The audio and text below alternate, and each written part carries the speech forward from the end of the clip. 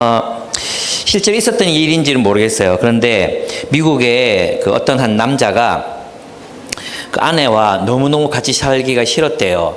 그래서 이제 막 고민하다가 어떻게 하면 그 아내와 헤어질 수 있을까를 막 고민하다가 은행을 털었답니다.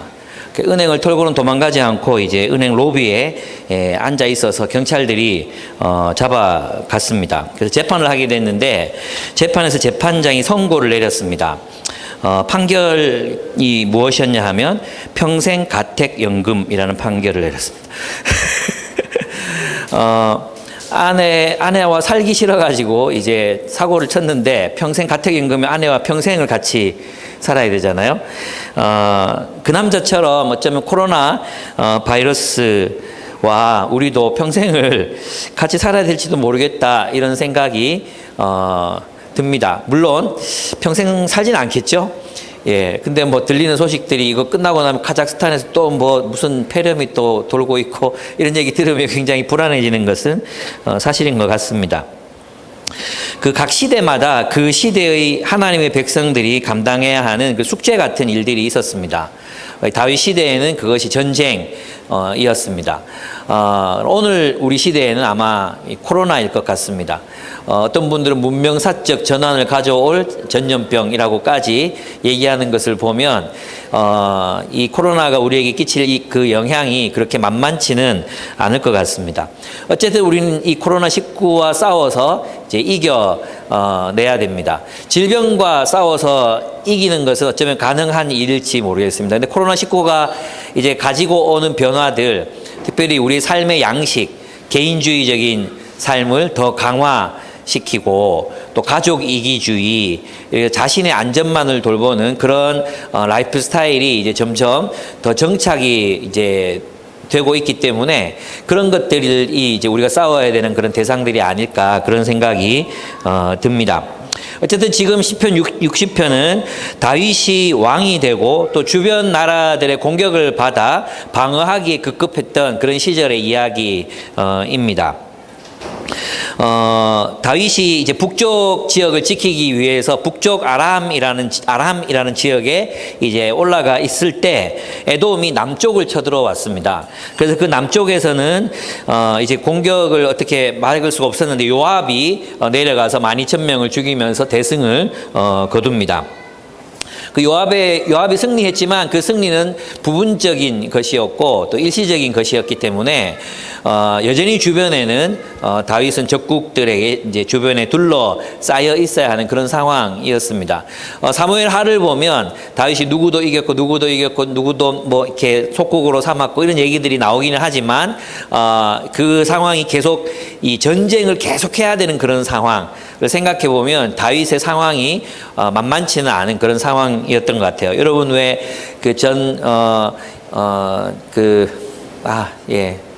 권정생 씨가 쓴 그 몽실이라는 동화책 읽어보셨죠? 거기 보면 6.25를 겪는 시절에 그 참상이 나타나 있잖아요. 가난한 사람을 더 가난하게 만들고 또 아주 살기가 힘들고 막 사랑하는 동생들을 살리기 위해서 그것도 이복 동생도 있고 막 그런데 그들을 살리기 위해서 이것저것 동냥하러 다니는 그런 몽실이 이야기가 참 눈물겹도록 이렇게 펼쳐지거든요. 전쟁은 그렇게 쉽지 않습니다. 정말 힘들고 어려운 그런 상황들 속에서 사람들은 살아남고 또 하나님의 백성들은 그 가운데 또 그리스도인으로 살기를 또 교회를 세우고 뭐 이렇게 살아갔어야 했었습니다. 이스라엘 백성들도 이런 계속되는 전쟁으로 그 많은 사람들이 불구가 되고, 몽실이 아빠도 거의 병신이 돼서 나타나서 일도 못하고, 몽실이가 구걸해서 아빠만 오면 좀 잘 살 수 있겠지 이랬는데, 몽실이가 구걸해서 먹여 살려야 하는 그런 상황들이 됩니다. 또 죽고, 또 농사를 지어야 살 수 있는데 살 수 없었기 때문에 남자들은 계속 전쟁터에 나가 있고 노인들과 어린 아이들만 마을을 지키는, 메마른 땅을 지키는 그런 상황들이 계속되고 있었을 것입니다. 그러니까 전쟁에서 승리했다고 하더라도 굉장히 고생스러운 상황이 펼쳐지고 있었던 거죠.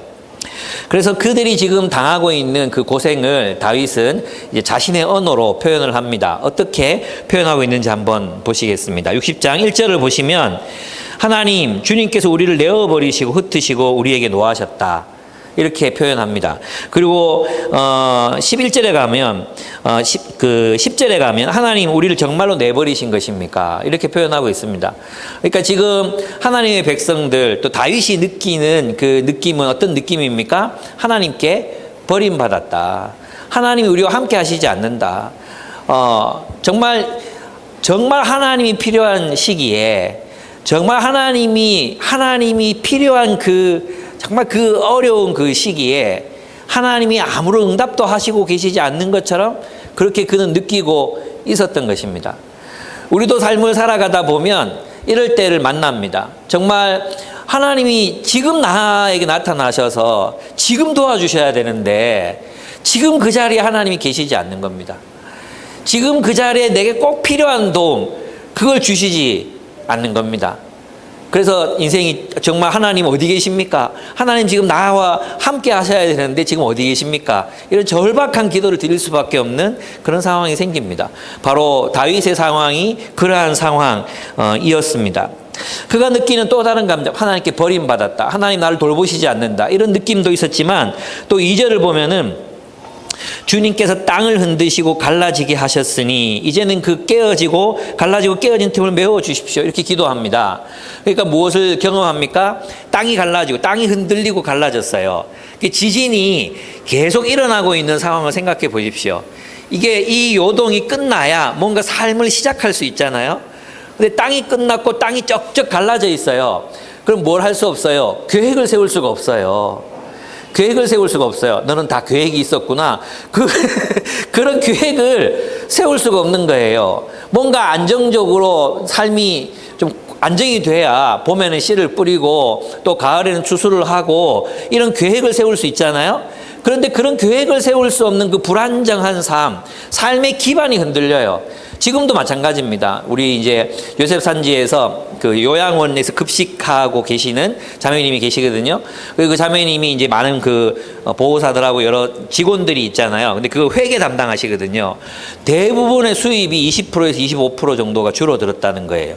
아마 우리 가운데도 많은 분들이 수입이 줄고 또 어려움을 겪고 계시는 분들이 계실 거라고 생각합니다. 아직 미혼이고 하기 때문에 부모님과 함께 사니까 줄여서 살면 되고 이런 상황이지만 정말 가정을 책임져야 되는 상황에서는 아시잖아요. 수입이 20%면 생활비거든요. 생활비. 고정 지출 나가는 거 말고 이제 먹고 살아야 되는 생활비인데 그 돈이 없는 거예요. 그러니까 얼마나 많은 사람들이 삶의 기반이 지금 흔들리고 있습니다. 여기다가 계획을 세울 수도 없어요. 새로운 사업들이 다 중단되고 뭔가 새롭게 시작하고 싶어도 할 수가 없는 거예요. 뭐 전망이 보여야죠. 지금 뭘 시작한다는 건 정말 위험한 일이잖아요. 그래서 제가 이제 우리 교회도 그래요. 교회도 코로나가 터지기 직전에 1월 달에 교회를 개척한 분이 계셨어요. 2월 달에 코로나가 온 거예요.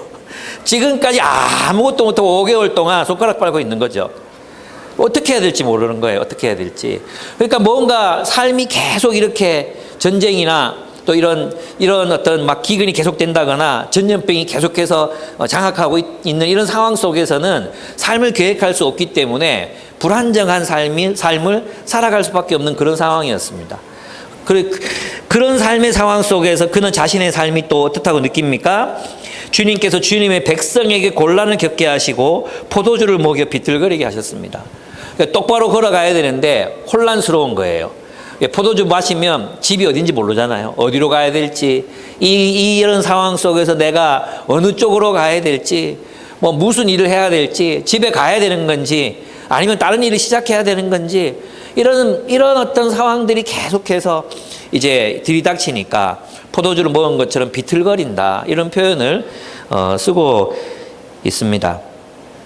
오늘날 우리가 겪고 있는 이 코로나 바이러스도 우리를 그렇게 흩어 놓았습니다.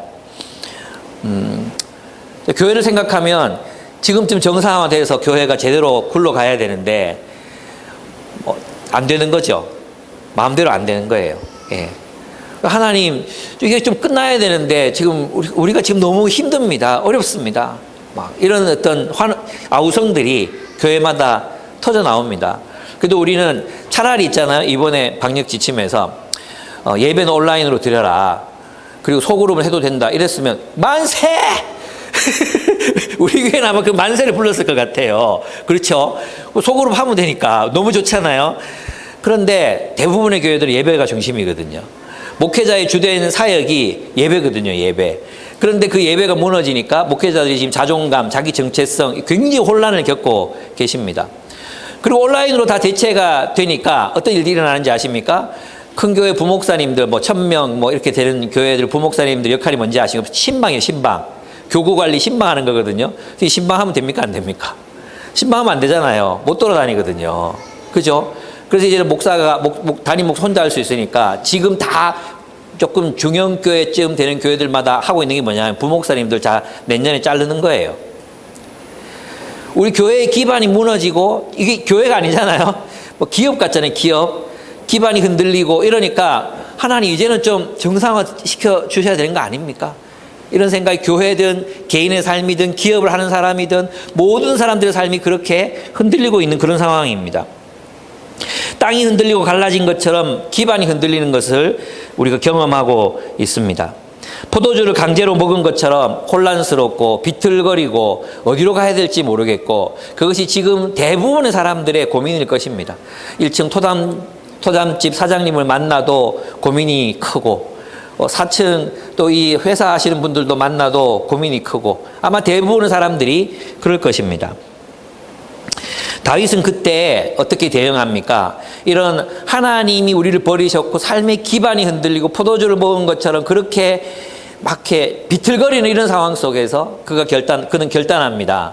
하나님, 이 상황을 고쳐주십시오. 우리를 치유해 주십시오. 하나님께서 우리를 이 상황 속에 버려두셨사오니 하나님께서 치유해 주십시오. 그렇게 기도하고 있습니다. 우리는 이 코로나가 이제 백신이 개발되면 끝날 거라고 기대하고 있습니다. 그죠? 안 그래도 이제 정부 지침 때문에 되게 제가 열이 정말 많이 받았고, 이번 주 내내 화내고 살았던 것 같아요. 예, 여러분들이 화날 때는 경청하라, 그리고 하나님을 묵상해라, 이렇게 가르쳐 놓고는 정말 화가 나서 이 생각을 이거를 막 떨쳐버릴 수가 없는 거예요. 내 마음속에 막 분노가 너무 많이 일어나가지고. 왜냐하면 지난주에 이제 막 7월부터는 그래도 좀 코로나가 대구 상황에서는 굉장히 많이 떨어졌잖아요. 입원 환자도 25명 정도밖에 안 되고, 확진 환자들도 0명 뭐 이런 수준에, 그때 학원에서 이제 여고생 걸린 거 말고는 지금 다른 상황은 없는 상황이기 때문에 이제 정상으로 돌아갈 수 있겠다. 그리고 지난주부터 이제 정말 행방불명 됐던 신자들, 행방불명 됐던 사람들이 한 명씩 나타나기 시작한 거예요. 그래서 뭐 이마도 지봤고, 이제 뭐 그래도 얼굴 보니까 좋다, 감사하다, 뭐 이렇게 생각하고 이제 이번 주부터는 제대로 돌아가겠지 했는데 아닌 거예요. 그래서 얼마나 화가 나는지 몰라요. 그래서 막 화내고 막 이런 상황들이었거든요. 이렇게 화내고 있는데 서울에 있는 황현석이 알죠? 서울에 올라가서 지금 백신 개발하고 있고 뭐 하고 있는데, 이 친구가 문자가 왔어요. 목사님, 대구에 있는 교회들은 좀 제대로 하라고 말씀 좀 해주세요. 이러는 거예요.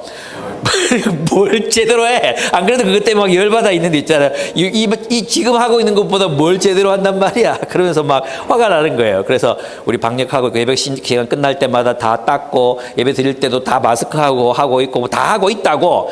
니는 백신이나 개발 잘해. 그러면서 내가 올렸거든요. 그랬더니 그게 말입니다 하면서 이제 돌연변이 항체가 발견이 돼서 늦어지고 있대요.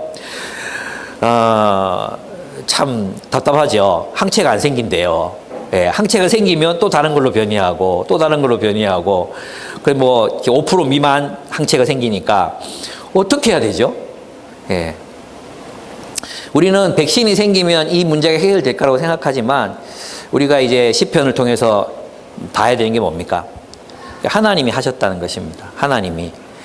예. 하나님의 심판의 방식이 뭐죠? 인간이 저지르는 죄를 그냥 내버려 두시는 거잖아요. 그래서 김기석 목사님은 우리가 우리를 심판했다, 이렇게 표현했어요. 우리가 우리의 죄를 심판받고 있다, 이렇게 얘기했어요. 그게 이제 코로나라는 거죠. 사실 우리의 범죄죠. 우리의 죄악, 우리의 탐욕이 정글에 있는 바이러스들을 불러내고, 그 바이러스 때문에 우리가 이제 고생하고 있지 않습니까? 결국 우리가 이 문제를 해결하실 분은 하나님밖에 없다. 기도해야 되는데, 사실 우리 그리스도인들의 마음 속에서도 어떤 마음이 있냐 하면, 그래, 의수를 더 믿는 거죠. 백신 개발되면 끝날 거야. 그죠? 근데 그 백신을 개발하게 하시는 분도 하나님이시잖아요. 치료제를 개발하게 하시는 아이디어를 주시는 분, 영감을 주시는 분도 하나님이시잖아요. 그래서 우리가 하나님께 기도해야 되는데 우리 하나님 의지 별로 안 해. 그리고 의학을 믿고 있는 거죠. 의료 기술을 믿고 있는 거죠. 그들이 어떻게 할 거야. 지금 그들이 어떻게 해도 바이러스가 마치 그걸 미리 아는 것처럼 변이 돼 나가고 있는 상황이잖아요. 우리가 참 기도해야 되겠다. 하나님께서 이 문제를 해결해 달라고 기도하는 수밖에 없겠다. 이런 생각이 들었어요.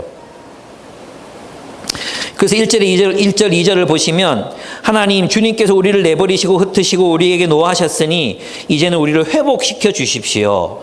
주님께서 땅을 흔드시고 갈라지게 하셨으니 이제는 그 갈라지고 깨어진 틈을 메워 주시어서 땅이 요동치 않게 해 주십시오.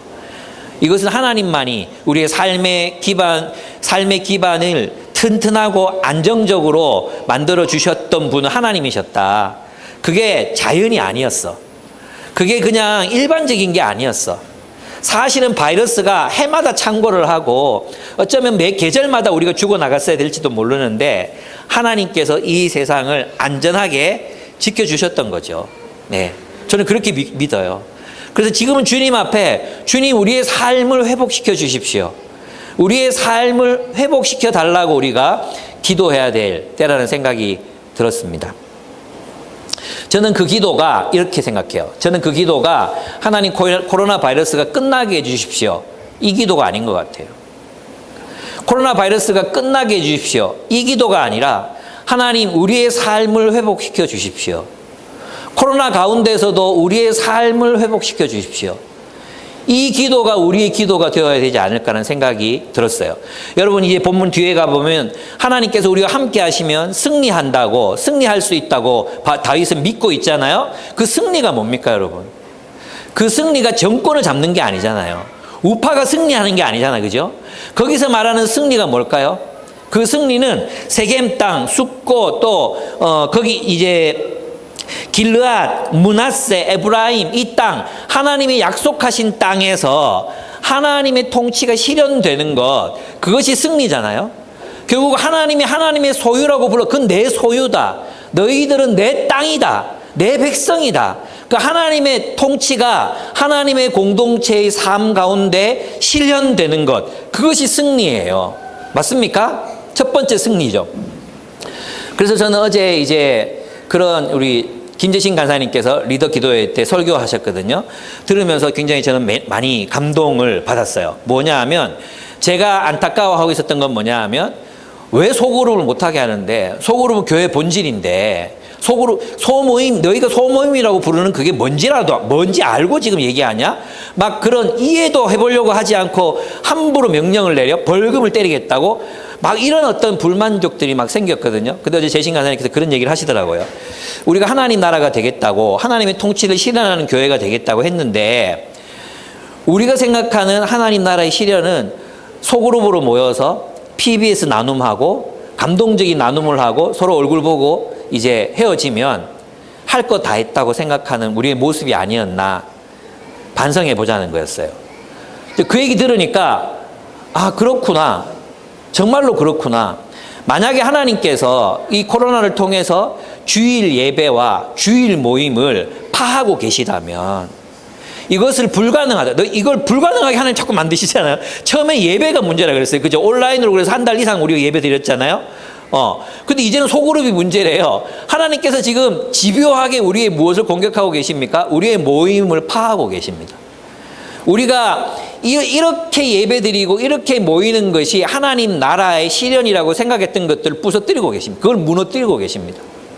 저는 이런 질문으로 들렸어요. 어제 설교를 듣고 하나님께서 우리에게 질문하시는 질문이 무엇인가 고민해 봤어요. 그 질문이 무엇이었냐 하면 유보가 네가 진짜 있잖아. 주일 예배가 없고 소그룹이 없어. 주일날 모이는 PBS 모임 소그룹이 없어. 말씀을 나누는 소그룹이 없어. 그래도 너희는 교회로 살겠냐? 살 수 있겠냐? 아모스가 똑같은 얘기를 했잖아요. 아모스가 사람들이 막 그 죄물을 들고 싸들고 오고 그리고 막 11조를 바치고 3일마다 금식을 하고 그렇게 막 했잖아요.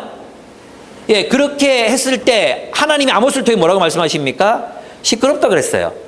다 가지고 가라 그랬어요. 이거 필요 없다고 모임을 폐하셨어요. 이런 도전이 저한테 오는 거죠. 모임을 폐하고도 너희는 교회로 살 수 있느냐? 이 모임 없이도 주일날 모이는 예배, 주일날 모이는 소그룹, 저는 그게 출발점이라고 생각해요. 저는 그게 출발점이라고 생각해요. 이거 없으면 안 된다고 생각해요. 또 얘기 듣고 봐라 목사님이 안 모여도 된다 그랬다. 분명히 그렇게 해석하는 사람들이 있기 때문에 지금 부연 설명을 하는 건데 그게 아니에요. 이게 출발점이잖아요. 근데 여보가 그거 없이도 너희로 교회로 살 수 있잖아. 왜? 1년 365일 중에 주일은 52주밖에 없어. 나머지 310일 동안 너희 교회로 살 수 있어. 서로 사랑하고 하나님의 정의와 공의가 실현되는 공동체로 살아가면 되잖아. 그걸 하면 되잖아.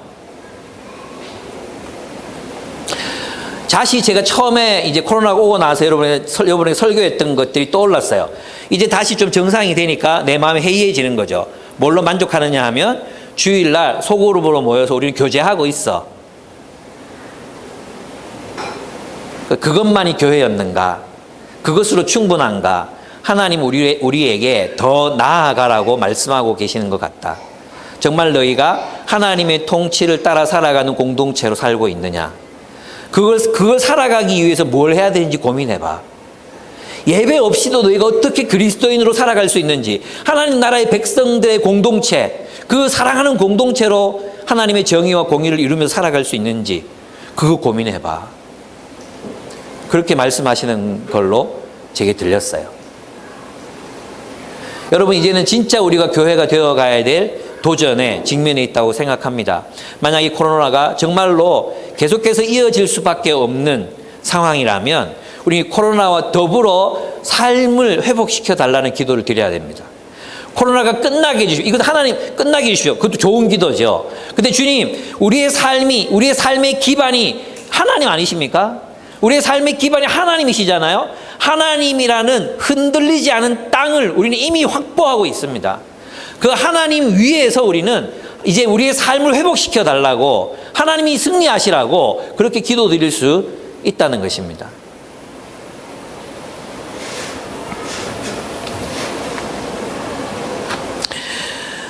그리고 두 번째, 그는 기도했습니다. 그리고 두 번째는 그는 하나님의 약속을 기억합니다. 6절에서 7절에서 언급되는 세겜, 수꽃, 길람, 므낫세, 에브라임, 이들은 요단강을 중심으로 해서 서쪽과 동쪽으로 나누어져 있었던 지파인데 약속의 땅 전체를 말하는 것입니다.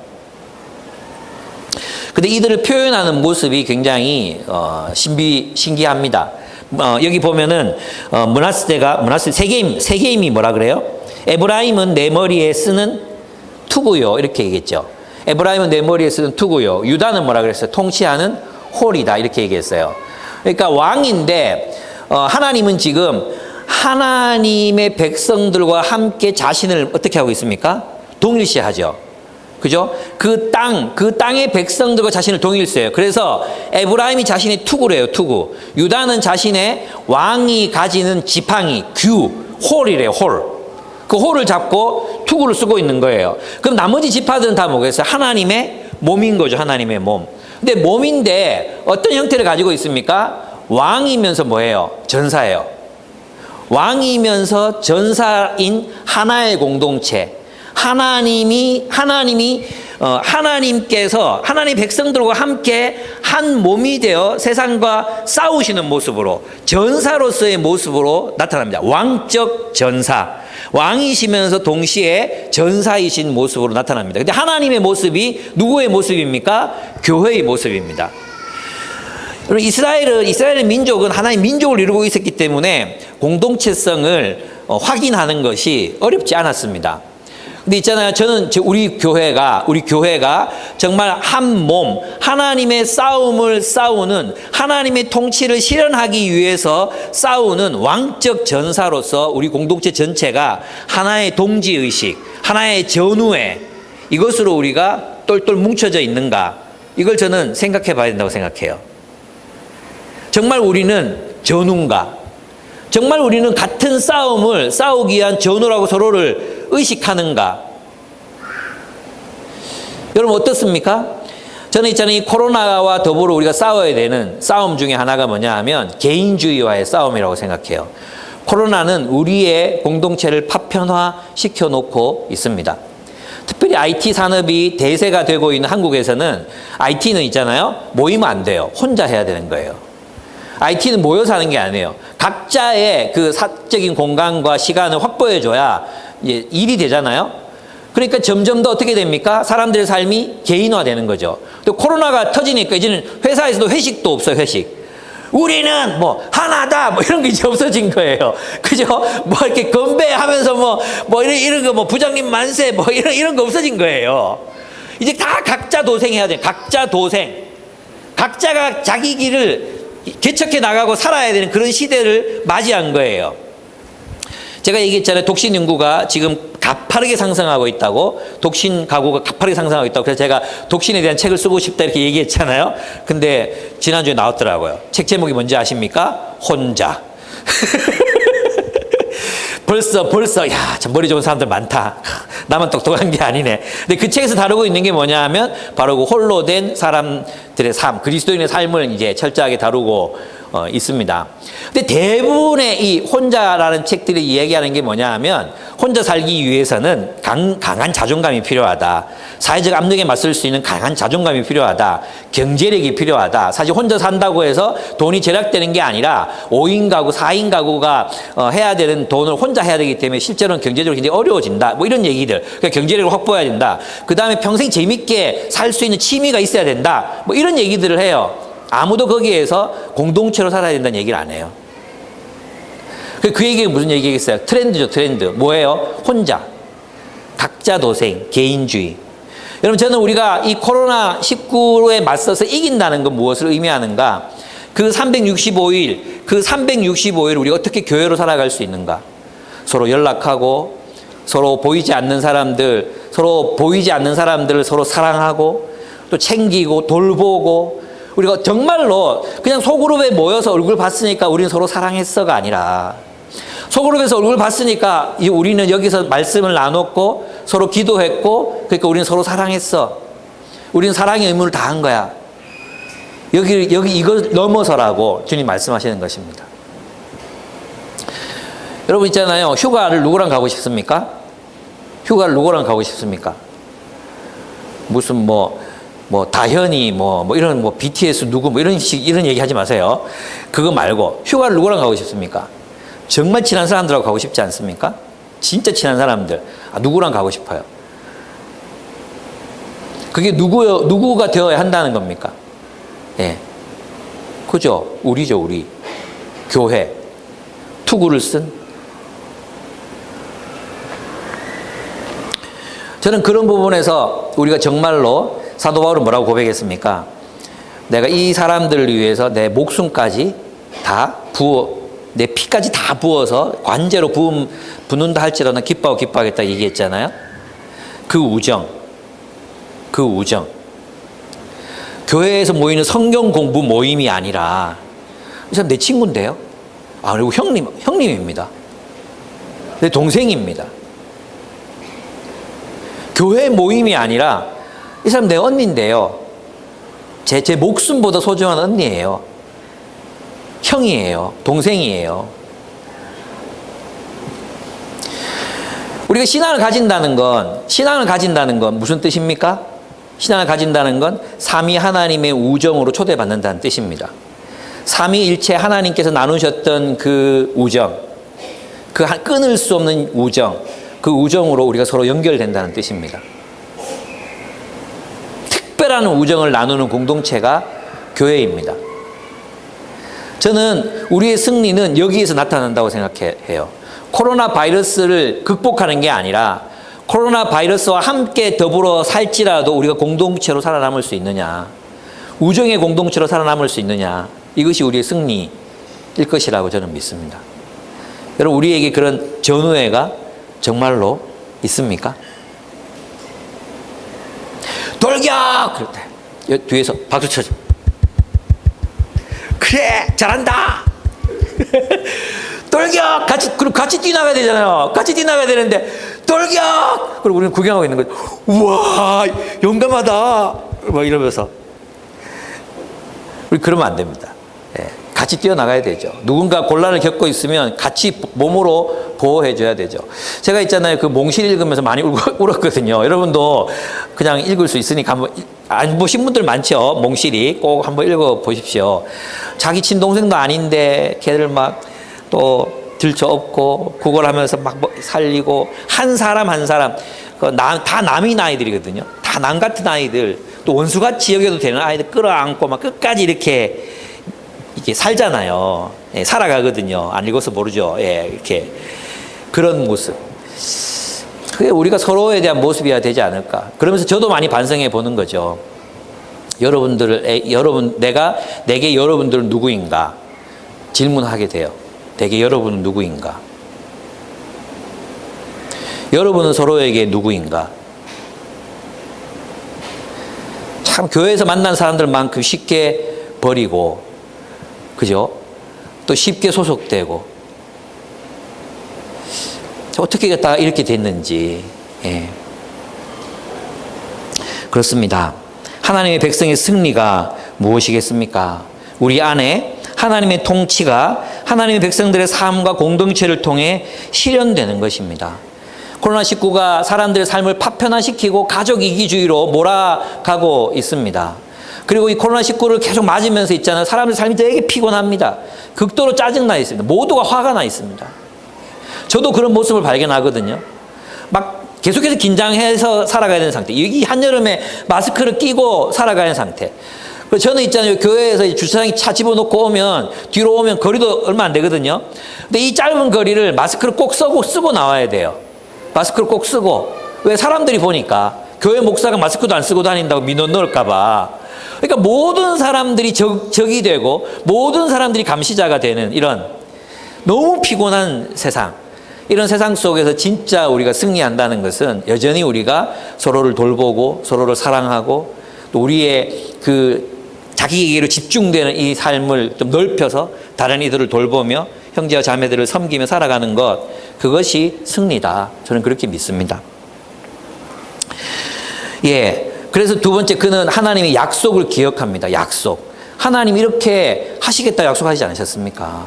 그리고 이 좀 재밌는 표현들 나오잖아요. 모압은 나의 세숫대야로 삼고, 나는 이 표현이 뭔지 잘 모르겠어요. 나는 모압은 이방 나라들이거든요. 모압은 세숫대야로 삼고 에돔에는 나의 신을 벗어 던지겠다, 이렇게 얘기했는데, 이걸 연결해서 생각해 보면 이렇게 얘기할 수 있을 것 같아요. 이 세숫대야는 이제 개역개정에서 목욕통이거든요. 목욕통이라고 되어 있는데, 세숫대야에 옛날에는 세수만 한 게 아니에요. 발도 씻었거든요. 그래서 지금 신발을 벗는 상황이잖아요. 그래 얼굴을 씻고 이 목욕통 물통 앞에서 몸을 씻고 발을 씻는 상황에 발을 씻는. 그래서 이제 모압은 내 발 씻는 물이고, 발 씻는 물통이고, 또 신발을 벗었잖아요. 신발을 벗어서 던졌어요. 그죠? 에돔은 내 신발을 던져서 내 소유로 삼겠다, 이렇게 말했어요. 그죠?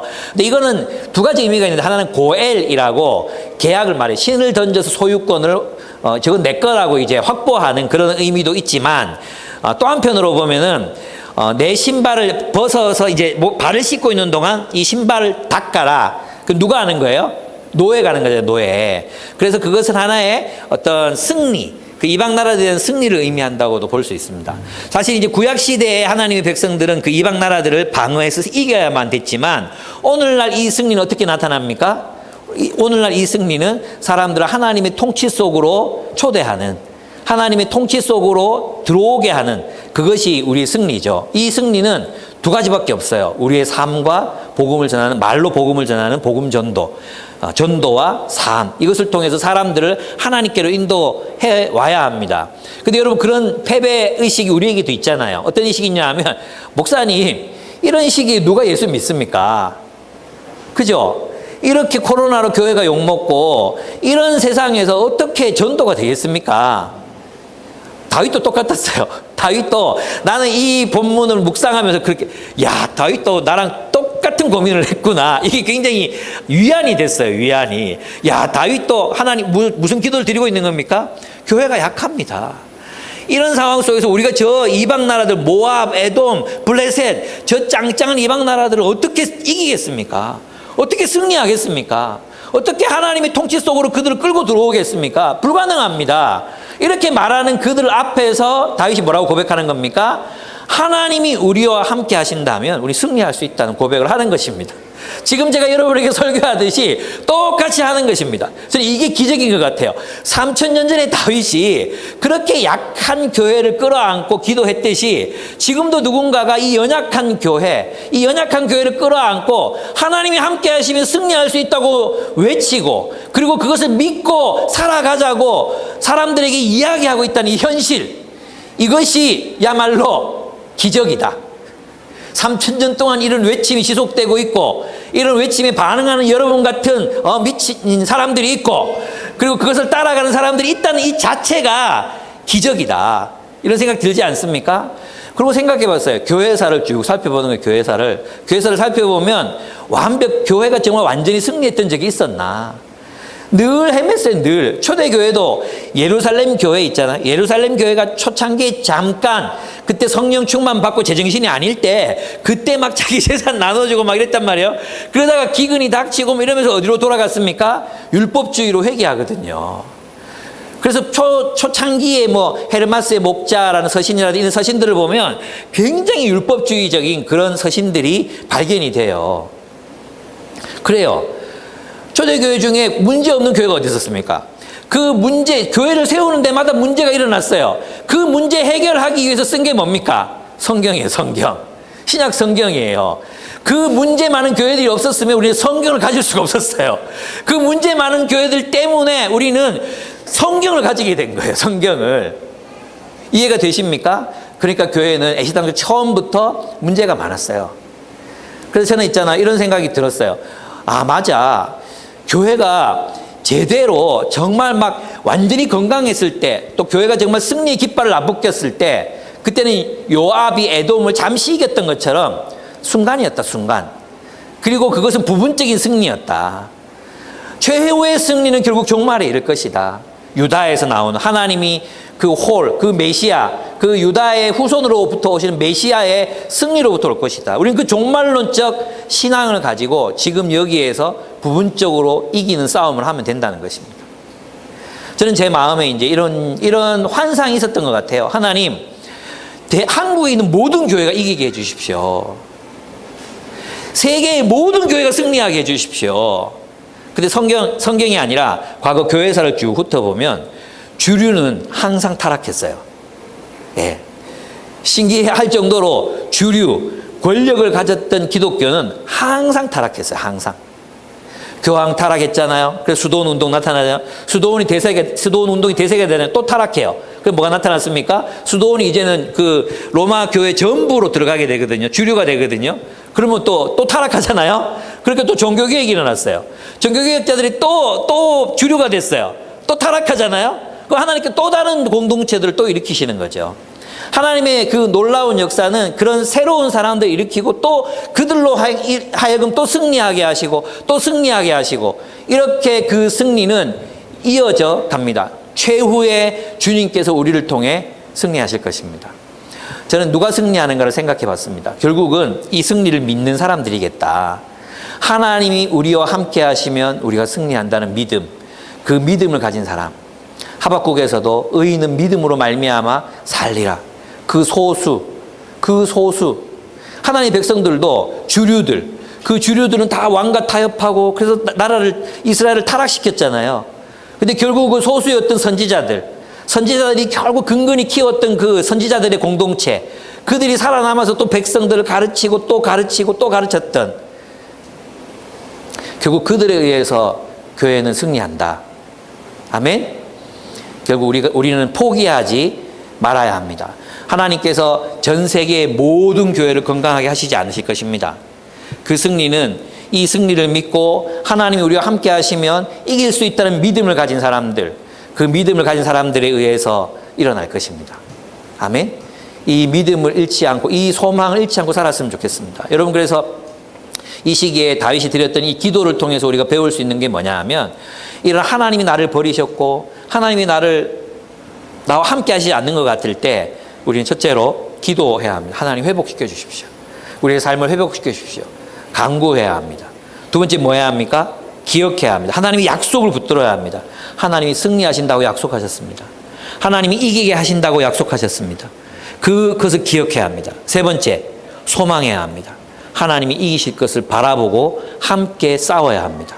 하나님과 함께 싸워야 돼요. 여러분 있잖아요. 여기 본문에 보면 정말 재밌는 게 뭐냐 하면 우리는 하나님의 싸움을 우리가 싸운다고 생각하잖아요. 근데 이 본문에 어떻게 되어 있어요? 우리가 나가 싸울 때 하나님 우리와 함께 해주시라고 기도해요. 예, 우리의 싸움이에요. 이거 기억하셔야 됩니다. 여러분 이 싸움은 우리의 싸움이에요. 우리가 하나님의 나라가 되고 하나님의 정의와 공의를 실현하는 공동체를 이루고 세상의 정의와 공의를 실현하는 싸움은 누구에게 주어진 거예요? 누구에게 주어진 거예요? 우리의 싸움이에요. 우리의 싸움. 우리의 싸움에 하나님이 함께 하시기를 기도해야 합니다. 우리는 자꾸만 생각해요. 하나님이 먼저 움직이시지 않으시면 우리가 움직일 수 없다고 생각해요. 아니에요. 우리 주체적으로 싸워야 합니다. 주체적으로. 하나님의 이 정의와 공의가 이루어지도록. 그래서 여러분, 이 코로나19 시기를 이 시기가 끝나도록만 기도할 것이 아니라 이 시기와 더불어 어떻게 삶을 세울지, 어떻게 교회가 되어갈지를 치열하게 고민하고 또 그렇게 함께 교회가 되어갔으면 좋겠습니다. 상상력을 발휘합시다. 좋다. 주일 예배가 없어졌어. 어느 날 달력에서 일요일이 없어졌어. 어떻게 하시겠습니까? 그래도 우리는 어떻게 교회로 살 수 있겠습니까? 그때에도 교회로 살 수 있다면 우리는 승리한 것입니다. 그때 우리는 하나님의 뜻을 따라 서로 사랑하고 정의를 실현하고 또 이 세상 속에서 정의를 구현하며 실천하며 따르며 그렇게 살아가는 우리의 삶이 되기를 축복합니다. 예, 우리 함께 기도하겠습니다. 이 시편 60편의 기도가 참 절절하고 우리를 향한 그런 기도라는 생각이 들었습니다. 먼저 첫째 문단에 나오는 기도처럼 우리도 그렇게 기도하기를 원합니다. 하나님, 우리의 삶을 회복시켜 주십시오. 삶의 기반을 찾게 해 주십시오. 땅이 더 이상 흔들리지 않도록 치유해 주십시오. 그리고 주님, 세상 사람들이 쏘는 이 화살, 그 화살을 피해 우리가 숨을 수 있도록, 우리를 안전하게 지켜주시도록, 그 깃발을 따라갈 수 있도록, 그 깃발을 볼 수 있는 눈, 하나님의 인도를 따라 살아갈 수 있는 지혜를 우리에게 허락해 주십시오. 회복시켜 주십시오. 우리가 삶을 세우고 일으키게 해 주십시오. 그렇게